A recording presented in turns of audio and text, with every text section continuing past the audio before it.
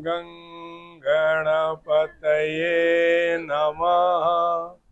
या कुन्देन्दुतुषारहारधवला या शुभ्रवस्त्रावृता या वीणावरदण्डमण्डितकरा या श्वेतपद्मासना या ब्रह्माच्युतशङ्करप्रभृतिभिः देवी सदा वन्दिता सा मां पातु सरस्वती भगवती निःशेषजाड्यापः। अनन्तकोटि ब्रह्माण्डनायक महाराजाधिराज योगिराज परब्रह्म सच्चिदानंद भक्त प्रतिपालक शेगांव निवासी समर्थ सद्गुरु श्री गजानन महाराज की जय। गण गण गणात बोते।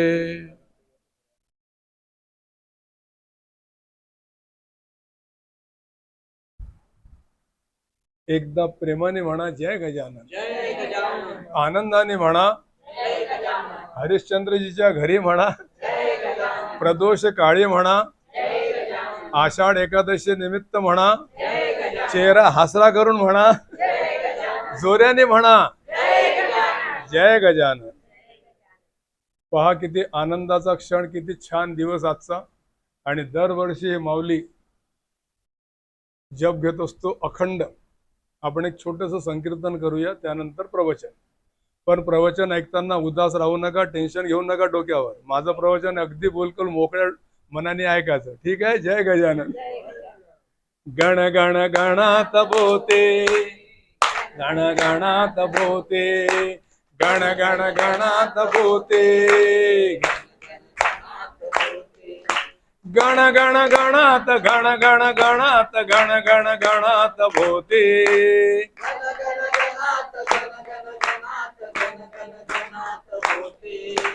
गण गण गणात गण गण गणात गण गण गणात बोते,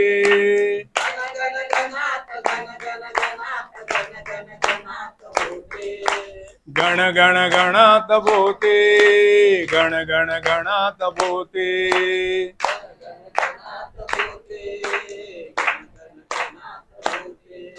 गण गण गणात बोते, गण गण गणात बोते।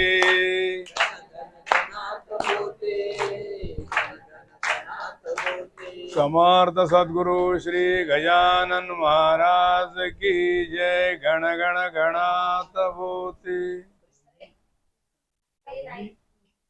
हा जो मंत्र आहे गण गण गणात बोते, या मंत्रामध्ये इतका पावर आहे, इतकी शक्ती आहे की आपल्या घरातील संपूर्ण वास्तुदोष नष्ट करू शकतात आणि आपल्या घरामध्ये आनंद, सर्व आनंदी आणि भरभराट राहते, असा हा मंत्र आहे। आणि आज हा 12 तास या ठिकाणी मंत्र झालेला आहे। या घरामध्ये जितके काही वास्तुदोष असतील सर्व निघून जातील आणि भरभराटी येते, घरामध्ये सुख नांदते, विनाकारणचा त्रास होत नाही आणि घराचे सर्व आनंदाने राहतात। कारण हा मंत्र जो आहे हे आपले महाराज नेहमी म्हणत होते। आणि तुम्हाला आश्चर्य वाटेल की आपले महाराज जेव्हा मंत्र म्हणत होते गण गण गणात बोते तर चुटकी वाजवत होते। आणि चुटकी वाजवता वाजवता महाराज आपले इतके तल्लीन होत होते की त्यांच्या बोटातून रक्ताच्या धारा वाहत होत्या, खाली पडत होत्या, परंतु महाराजांना आपल्या भान राहत नव्हतं। इतका पॉवरफुल मंत्र आहे। एकदम थोडक्यात तुम्हाला सांगतो या मंत्राचा अर्थ काय। अर्थ एकच आहे की जीवात्मा म्हणजे आपला हा जीव आहे, याच्यामध्ये आत्मा आहे। जीवात्मा आणि परमात्मा एक आहे, बस एवढाच अर्थ आहे। असं तुम्ही जर समजून चाला की आपल्या आत्म्याचा जो आत्मा आहे तोच परमेश्वर आहे, तोच भगवंत आहे। म्हणून तर आपण नेहमी म्हणतो की कोणाचं मन दुखवू नका, कोणाची चुगली निंदा करू नका आणि कोणाचा श्राप घेऊ नका। कारण ते जाऊ द्या, आता स्वर्ग नरक सोडून द्या, आता कलियुग सुरू आहे। या कर्माचे, या जीवनात केलेले कर्माचे फळ याच जीवनामध्ये भोगावे लागतात आणि आपण बघत राहतो आपण। कारण आपण एकच लक्षात ठेवा की चांगले कर्म करत राहा जेवढं होऊ शकते। आता मी तुम्हाला हसवण्याचा प्रयत्न केला, जेवढं होऊ शकते तेवढे चांगले बोला, गोड बोला आणि सर्वांना आनंदी ठेवा. तर तुमच्या जीवनामध्ये कधीच कष्ट येणार नाही. संकट तर येतातच, ते तर आपले मागच्या जन्मीचे प्रारब्ध आहे, ते भोगावंच लागणार आहे. आणि ते आपण भोगत असताना महाराजांची जर आपण पूजा केली, अर्चना केली, विजय ग्रंथाचं वाचन केलं तर त्याचा प्रभाव कमी होतो आणि आपण आनंदाने जीवन जगू शकतो. आपल्याला असं वाटलं पाहिजे की देवा, भगवंता, नारायणा, काही चिंता नाही, विठ्ठला, पांडुरंगा, आता नाही, मला, मी यायला तयार आहे. म्हणजे मरणाची भीती आपल्या मनातून ज्या दिवशी दूर होऊन जाईल त्या दिवशी तुम्ही देवाच्या बिलकुल जवळ जाल, बिलकुल जवळ. मरणाची भीती बिलकुल बाळगू नका. कारण जेव्हा आपण माऊलीच्या पोटामध्ये होतो आतमध्ये, तेव्हाच नशीब लिहिल्या गेलेलं आहे की बेटा, कोणत्या आईच्या पोटामध्ये तू जन्म घेशील, कोणत्या घरी घेशील, तुझे बाबा कोण राहतील, किती वाजून किती मिनिटांनी तुझा जन्म होईल, आणि त्याच वेळेस निश्चित झालेला आहे की तुझं मरण केव्हा होईल. मग कशाला भेटा? जेव्हा ते सर्व तिकीट कन्फर्म आहे, जायचं पक्क आहे, मग कशाला टेन्शन घ्यायचं? अरे बापरे, अरे बापरे, काही नाही, झालं गेलं सर्व जाऊ द्या, जे होईल आपल्या मागून ते होत राहील. घरचे लोक पाहत बसतील, आपण आपलं जीवन जगलो आनंदाने, महाराजांचं नाव घेतलं, शेगावच्या वाऱ्या केला आणि आनंदाने चाललं जायचं, बिलकुल टेन्शन घ्यायचं नाही. बोला जय गजानन. एकदा महाराजांना, बापूंना काळ्या वगैरे 50 लोक आले महाराजांजवळ आणि म्हणायला लागले, महाराज चला आपण पंढरपूरला जाऊ, आषाढी एकादशीचा उत्सव आहे. काय तिथं टाळ वाजतात ना, काय वाऱ्या येतात ना, काय तो आनंदी आनंद, रामकृष्ण हरी, चला महाराज चला. जाताना एक नागझरी म्हणून तिथं झरणे वाहतात, असे पाण्याचे झरे, म्हणून त्याला पाव पडलं नागझरी. जमिनीच्या आतमध्ये गोमाजी साधू नावाचे संत होते, त्यांची एक समाधी होती. ते महादजी पाटलाचे गुरु होते. म्हणून हे लोक काय करत होते, नेहमी पंढरपूरला जाताना शेगावरून आधी नागझरीला जायचं, नंतर मग पंढरपूरला जायचं. नागझरीमध्ये गोमाजी साधूच्या समाधीचं दर्शन घेतलं आणि शेगावकरिता निघाले. 50 लोक होते तिथं. कुकाजी पाटलाचा वाडा, त्या वाड्यामध्ये हे लोक थांबले. तिथं आपले महाराजही थांबलेले आहे. यांनी म्हटलं चला महाराज दर्शनाकरिता. आपले महाराज कसे होते, स्वतःच भगवंत आहे, मग ते कशाला जातील. त्यांनी काय म्हटलं, अरे इथंच माझ्या जो विठ्ठल आहे, पांडुरंग आहे, मी कुठंच येत नाही, तुम्ही जाऊन या, दर्शन करून या. आणि गणगण गणात बोते, गणगण गणात बोते आपला जप करत इथं राहिले. हा जो होता, हा नदीवर स्नान करण्याकरिता, चंद्रभागा नदीवर स्नान करण्याकरिता बापूंना काळे गेला, त्याला यायला थोडा उशीर झाला. ही मंडळी काही थांबली नाही, विठ्ठलाच्या दर्शनाकरिता निघाली. आता तुम्हाला माहित आहे आजचा दिवस कसा राहतो, किती किती तास लागतात दर्शनाकरिता, मुंगी सुद्धा जागा नाही, इतकी गर्दी राहत. एवढ्या गर्दीमध्ये हे लोक निघून गेले दर्शनाकरता, लाईन मध्ये लागून गेले, त्यांचं दर्शनही झालं. हा बिचारा बापूंनाकडे भटकत आहे, इकडे तिकडे फिरत आहे, सोबती काही दिसत नाही, आतमध्ये जाणं काही झालं नाही. सकाळची संध्याकाळ झाली, मनामध्ये एकादशीचा उपवास, रामकृष्ण हरीचं कीर्तन चालू, आणि उदास होऊन, निराश होऊन परत वाड्यामध्ये आला. आणि तिथं आल्यानंतर हे लोक त्याची थट्टा मस्करी करायला लागले. अरे का तू बापूना, आम्ही मस्त दर्शन घेऊन आलो आणि तू भटकत राहिला बेटा इकडे तिकडे, तिकडे स्नानासाठी तुला वेळ झाला, तुला काय विठ्ठलाचं दर्शन झालं नाही, आमचं दर्शन झालं. तो बिचारा उदास. एक जण तिथं असा होता, तो टोचून बोलत होता. आता मी थोड्या वेळापूर्वी काय सांगितलं, चुगली निंदा करायची नाही. त्याने टोचून म्हटलं की हा बेटा अभागी आहे, शेगावरून इथे येऊन आला, पांडुरंगाचं दर्शन नाही झालं. अरे याची इतकीच भक्ती होती तर याला इथे यायची गरज काय होती, याला शेगावमध्येच पांडुरंगांना दर्शन दिलं होतं. ही गोष्ट महाराजांना रुतली आणि वाईट वाटलं महाराजांना. महाराजांनी म्हटलं, तुम्ही काय समजता, देवाचं दर्शन काय भाजीपाला आहे, अशा गोष्टी करता? अरे बापूंना काळजी करू नको, मी आत्ताच तुला पांडुरंगाचं दर्शन करून देतो, विठ्ठलाचं दर्शन करून देतो. आणि महाराज तिथं उभे झाले, कमरेवर हात ठेवला आणि फक्त लक्ष द्या, कथेकडे, विजय ग्रंथाचा प्रसंग आहे. फक्त बापूंना काळेला महाराज कसे दिसले, लोकांना, बाकी 49 लोकांना नाही, फक्त बापूंना काळेला. बापूंना काळे महाराजांकडे बघत आहे तर महाराज दिसले, कमरेवर हात ठेवून. डोळे बंद केले तर विठ्ठल दिसायला लागले. तसंच उभा टिळा लावलेला, काळी काळी मूर्ती, चेहऱ्यावर प्रसन्नता, देवाचे चरण आणि ते पागोटा वगैरे सर्व बघून तो आनंदी झाला. अरे विठ्ठल भगवंत इथं. नंतर त्याने डोळे बंद केले, डोळे उघडले तर पुन्हा महाराज दिसायला लागले. या लोकांच्या लक्षात आलं की बापूंना महाराज दर्शन देत आहे. त्यांनी म्हटलं, महाराज आम्हाला दर्शन करून द्या ना. महाराज म्हणतात, अरे त्याच्यासाठी आतमधून भक्ती पाहिजे, खरी भक्ती पाहिजे, तेव्हा दर्शन होत असते. आणि त्यांना दर्शन दिलं नाही महाराजांनी. आणि बापूंना काळेला त्या वाड्यामध्ये साक्षात विठ्ठलाचं दर्शन करून दिलं. बोला जय गजानन. आज आषाढी एकादशीचा दिवस आहे. आजच्या दिवशी काय झालं सगळ्यांना माहित आहे, म्हणून ती कथा मी परत रिपीट करत नाही, डबल सांगत नाही, एकदम अर्ध्या मिनिटात सांगतो बघा. पुंडलिकाला दर्शन देण्याकरिता देव आले, झोपडीच्या बाहेर आहे. हा आई बाबाचे पाय चुरत आहे. देव म्हणतात, अरे पुंडलिका, मी तुला दर्शन देण्याकरिता आलो, ये. लोक माझ्या दर्शनाकरिता येतात, मी तुला दर्शन द्यायला आलो. त्यांनी म्हटलं, देवा क्षमा करा, मी आईबाबाची सेवा करत आहे, मी तुमच्या दर्शनाला येऊ शकत नाही, जेव्हा झोपतील तेव्हाच येईल. देवाचे पाय थकून गेले. अरे पुंडलिका, माझे पाय थकलेले आहे. तिथं वीट ठेवलेली होती, ती वीट तिथूनच अशी फेकली. देवा याच्यावर उभे राहा. तिथं देव उभे झाले. पुन्हा उशीर झाला, देवाची कमर दुखायला लागली, तर देवाने दोन्ही हात आपल्या कमरेवर ठेवले. नंतर पाऊस यायला लागला, खाली गार्डन झालं.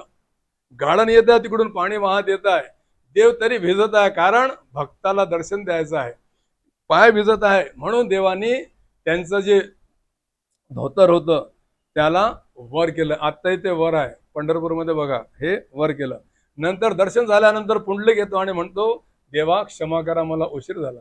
देव म्हणतात, अरे पुंडलिका, तू आई बाबा समोर मला काही नाही लेखलं, आई बाबाला देवता समजतो, बोल बेटा तुला काय पाहिजे. पुंडलिकाने एकच गोष्ट मागितली, देवा तुम्ही इथं आले ना, आता इथंच राहा, इथून जाऊ नका. आणि देव एकदम पाषाणाचे झाले. काळी मूर्ती ती आजही तिथं आहे, ज्याचं आपण दर्शन घेतो. कशामुळे? फक्त पुंडलिकामुळे. बोलो विठ्ठल भगवान की. ही झाली कथा आजच्या दिवशीची. आता एक छोटीशी कथा मी तुम्हाला केवळ 4 ते 5 मिनिटांमध्ये सांगतो. बहुतेक ती तुम्हाला नवीन आहे, म्हणून आज तुम्हाला सांगतो. आपल्या पुंडलिकाचा, पांडुरंगाचा, विठ्ठल भगवंताचा एक भक्त होता. त्याचं नाव होतं त्रिलोचन दास. त्याची एक पत्नी होती. दोघे आनंदाने राहत होते. जसे तुम्ही आना तसेच ते होते. तुम्ही चांगले आना म्हणून तरी तर आले प्रवचन ऐकण्याकरिता, महाराजांकरिता. तसे तुमच्यासारखेच होते. ते चांगले, त्यांची पत्नी तुमच्यासारखी एकदम सात्विक. त्यांचा काय नियम होता माहित आहे? साधू संत जेव्हा त्यांच्या घरासमोरून जात होते, त्यांना बसायचं, त्यांना जीव घालायचं, आनंदाने त्यांची सेवा करायची, पाय दाबायचे आणि खूप सेवा करायची त्यांची. हा त्यांचा नित्य नियम होता. परंतु या दोघांना बाळ नव्हता. हे आई बाबा होऊ शकले नाही, यांना संतान प्राप्ती नव्हती. तरी पण त्यांना काही वाटत नव्हतं. एकदा ते दोघं नवरा बायको बसलेले होते. तर हा म्हणतो त्रिलोचन दास की, अगं आपल्याला मुलं बाळा नाही, मला त्याचं बिलकुल दुःख नाही, परंतु आता माझ्याच्याने काही सेवा होत नाही ग. ते साधू संत येतात बिचारे, आता हातपाय म्हणजे थरथर थरथर कापायला लागतात, मी सेवा कशी करू? ईश्वराच्या कृपेने आपल्या घरी काही कमी नाही, भरपूर धान्य भंडार भरलेला आहे. आपण त्यांना किती वर्ष जीव घालू शकतो साधू संतांना, परंतु काय करू, माझे हात पाय थरथर तर कापतात आणि मला म्हातारपण आलेलं आहे. एखादा सेवेकरी मिळाला असता किंवा आपल्याला मुलगा असता तर किती छान झालं असतं. याच्या मनातून निघालेली ही आर्त, ही विनंती आपल्या देवानं ऐकली आणि विठ्ठल भगवंत तिथून भूमीवर आले आणि एका 16 वर्षाचं त्यांनी बालकाचं रूप घेतलं. कपडे मळकट, चेहऱ्यावर धूळ जमलेली, किती वर्षापासून आंघोळ केली नाही असे केश, कसे एकदम घामानं चिक्कर झालेले. तो त्या ठिकाणी देव एक बालक म्हणून आले, 16 वर्षाचा बालक, आणि तिथं प्रगट झाले. त्रिलोचननी बघितलं आणि म्हणायला लागले, आपण कोण? त्यांनी म्हटलं की मी एक सेवेकरी आहे. तुझं नाव काय बेटा? त्यांनी म्हटलं की माझं नाव आहे अंतर्यामी. अंतर्यामी नाव, इतकं चांगलं नाव तुझं, मग तू इकडे तिकडे कशाला भटकत आहेस? त्यांनी म्हटलं की मी सेवेकरी आहे, माझी सेवा करायची खूप इच्छा असते. बोला तुमच्या इथं काही काम आहे का? तुमच्या इथं राहून जातो, मला काय करायचं आहे? त्यांनी म्हटलं की तू माझ्या मुलाप्रमाणे आहे, मी तुला माझ्या घरी ठेवू शकतो आणि तू साधू संतांची सेवा करायची आणि घरामध्ये आनंदाने राहायचं. तर त्या अंतर्यामीने म्हटलं की माऊली, एक अट आहे माझी. कोणती अट आहे बेटा? सांग, लवकर सांग अंतर्यामी. तर अंतर्यामी जे देव आहे त्यांनी म्हटलं की मी साधू संतांकरिता स्वयंपाक करून देईन, त्यांची सेवा करीन, त्यांना वाढीन, त्यांचे हातपाय दाबून देईन, तुमचे सुद्धा हातपाय दाबून देईन, परंतु मला खायला खूप पाहिजे. बोला जय गजानन. माझा आहार खूप आहे. काय सांगू बाबा तुम्हाला, माझा आहार खूप आहे. किती खाशील रे खाऊन खाऊन? मला कमीत कमी 5 ते 7 शेर पोळ्या पाहिजे. त्यावेळेस शेर चालत होता, त्याचं कणिक तेवढ्या म्हणा पोळा लागतात. ठीक आहे बेटा, माझ्या घरी काही कामी नाही, भरपूर आहे माझ्याजवळ. तर त्यांनी म्हटलं, एक पट वाट कटपुना आहे बाबा. कोणती? मी तर सर्वांना स्वयंपाक खाऊ करून घालीन, परंतु माझा जो स्वयंपाक आहे तो तुमची बायको म्हणजे माझी माऊली आई तयार करेल. कबूल आहे का? त्यांनी म्हटलं, थांब बाबा, मी विचारतो. तुम्हाला आधी विचारावं लागते पहिले. त्यांनी बोलवलं माऊलीला, ती आली. त्यांनी म्हटलं, बघ, खूप छान आहे सेवेकरी, मस्त सेवा करणार आहे आणि हष्टपुष्ट दिसत आहे, हा सर्व काम करेल, परंतु एक अट आहे ग, तुझ्या हाताने स्वयंपाक त्याला खायचा आहे. इथून एक गोष्ट बारकाईची लक्षात घ्या. तुमच्या इथं सत्यनारायण कथा करता तुम्ही बाजारातून बोलवता का? स्वतः शिरा भाजता देवासाठी. इथं काय सिद्ध होते की देवाला तुमच्या हातचा प्रसाद पाहिजे. बोला जय गजानन. मला माऊलीच्या हातचा प्रसाद पाहिजे, जेवण पाहिजे. तिने म्हटलं ठीक आहे. तर अगं हा 7-8 शेर कणिकाच्या पोळ्या खातो, आहार खूप आहे याचं. काय झालं त्याच्यामध्ये? मोठी गोष्ट आहे, मी जरूर याला खाऊ घालेन. याने म्हटलं, एक आहे बाबा, शेवटची माझी विनंती, की जर माझं खाणं कोणाजवळ काढलं, माझी निंदा कोणाजवळ केली, तर मी तुमच्या घरात राहणार नाही. त्याने म्हटलं, कोण करणार आहे? माझी बायको इतकी छान, मी इतका चांगला, आम्हाला इतकी कुठं फुरसत आहे निंदा करायची. आणि तो राहायला लागला. मस्त स्वयंपाक करत होता, साधू संतांची सेवा करत होता. त्याच्या आधी मी विसरून गेलो, त्याच्या आधी ते जे मळकट कपडे होते, घामाने चिक्कर होता, तर यांनी काय केलं, अंतर्यामी तू बस, त्याला बसवलं पाटावर आणि 101 कोपट पाणी घागरीचं त्याच्या अंगावर टाकलं. याचा अर्थ काय झाला? देवाचा अभिषेक केला. त्रिलोचन दासने अभिषेक केला, त्यांना स्वच्छ केलं. टिळा लावला. टिळा कोणता? उभा. विठ्ठलाचा टिळा उभा राहतो. उभा टिळा लावला आणि म्हटलं, पितांबर नेसवलं, आता बेटा तू कामाला लाग. तो भरपूर स्वयंपाक करत होता, खूप साधू संतांची सेवा करत होता. सर्व झाल्यानंतर मग किचन रूम मध्ये स्वयंपाकघरात येत होता.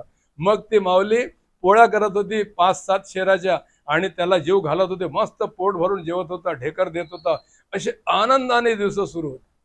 आणि त्रिलोचन दास तर इतका प्रसन्न झाला की काय सेवकरी मिळाला, आता मी याला बिलकुल सोडणार नाही. आणि इथपर्यंत की तो त्याचे आपले भगवंत त्याचे पाय सुद्धा दाबत होते रात्री. आता खूप आनंद आहे. आता थोडं लक्ष द्या, प्रवचन राहिलं फक्त 2 मिनिटाचं. त्याच्यानंतर ही माऊली पाणी आणण्यासारखा नदीवर जात होती. आता तुमची काही गॅरंटी नाही आहे. नदीवर जात होती, घागर आहे, पाणी आणायचं आहे. तितक्यान तिच्या मैत्रिणी येत होता. तिने म्हटलं, काय ग, मजा आहे तुझी तर, आनंद आहे, काय सेवेकरी मिळाला तुला, काय सेवा करतो आणि किती स्वयंपाक करून किती साधू संतांची सेवा करतो, तो तुझ्या मुलासारखा आहे ग. तिने म्हटलं, ते सर्व ठीक आहे ग, ते सर्व बरोबर आहे, परंतु मी जेव्हा स्वयंपाक करून देते त्याला इतकी पोळ्या खातो तो, इतकी पोळ्या खातो की मी थकून जाते ग. निघून गेलं तोंडातून, झाली निंदा, काढलं जेवण. जसं हिच्या तोंडातून निघालं मैत्रिणी जाऊ, त्याला खायला खूप लागते का, मी पोळ्या लाटू थकून जाते. तसे अंतर्यामी त्यांच्या घरून अदृश्य झाले आणि आपल्या ठिकाणावर चालले गेले वैकुंठामध्ये. नंतर हे दोघं नवरा बायको शोधायला लागले, कुठे गेला अंतर्यामी, कुठे गेला अंतर्यामी. इकडे तिकडे शोधून काढलं.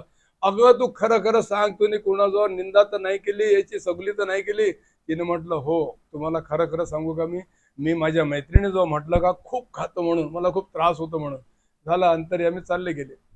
3 दिवसापर्यंत दोघं नवरा बायको पूर्ण गावामध्ये शोधत फिरले देवाला, परंतु देव काही मिळत नाही. शेवटी या दोघांनी निर्णय घेतला की आता आपल्याला तर अंतर्यामी शिवाय राहायचं नाही. नदीजवळ गेले. नदीच्या जवळ एक पूल होता.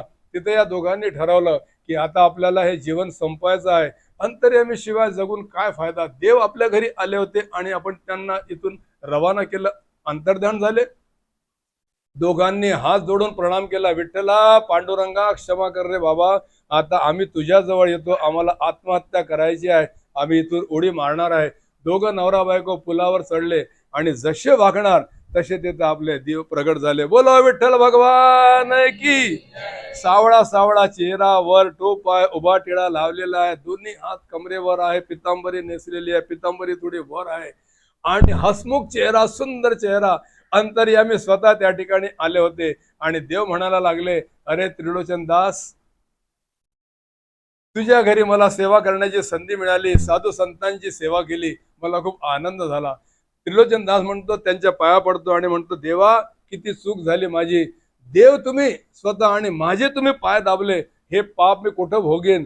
तर देवाने म्हटलं की अरे मी भक्ताच्या वशीभूत आहे, भक्तांचे मी अधीन आहे. जेवढे भक्त माझी भक्ती करतात मी त्यांच्या अधीन होऊन जातो आणि ते जे म्हणतात ते मला करावं लागतंय. असे आपले देव आहे.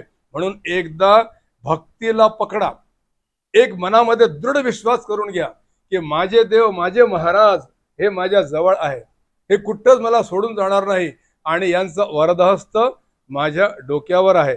आणि इतके आनंदी राहाल मी स्वतःच्या अनुभवावरून सांगतो, इतके आनंदी राहाल, तुमच्या चेहऱ्यावर आपोआप तेज येईल, मानसिक समाधान मिळेल. पैसा जाऊ द्या, कमी राहिलं जास्त राहिलं काही फरक पडत नाही, परंतु घरामध्ये सुख शांती राहील. असे छोटे छोटे मुलं बाळ खेळत राहतील, मस्त आनंदी आनंद राहील. या माऊलीला बघून पुन्हा एक आठवण आली मला. आतमध्ये जो बाळ राहतो त्याला अशा कथा ऐकावल्या पाहिजे आपण.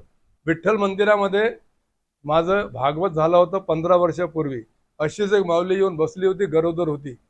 तिनं ते भागवत ऐकलं. 2 महिन्यानंतर ती मला भेटली आणि म्हटलं की महाराज मला मुलगी झाली, तुमचं भागवत या मुलीनं ऐकलं. 5 वर्षानंतर माझी पुन्हा विठ्ठल मंदिरामध्ये कथा झाली. पुन्हा ती बाई समोर बसलेली होती आणि गरोदर होती.